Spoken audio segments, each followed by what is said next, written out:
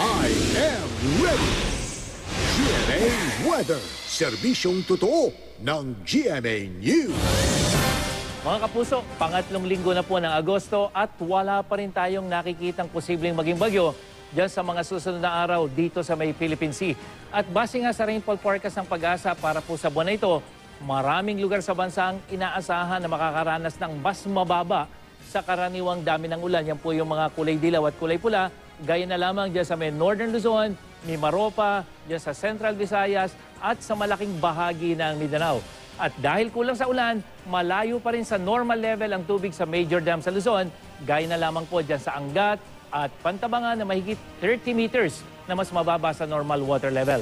At bukas sa hapon lang inaasahang uulan dyan sa may rehiyon ng Ilocos, Cordillera at dyan sa may central region ng Luzon.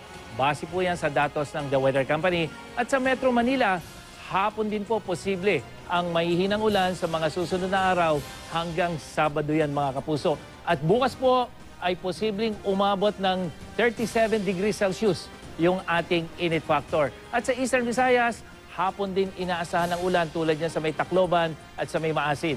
Habang sa Mindanao, umaga pa lang ay posibleng umulan na dyan sa mga rehiyon ng ARMM at dyan sa Soxargen. At yan ang latest mula sa GMA Weather. Ako po si Nathaniel Cruz. Magplano para sigurado.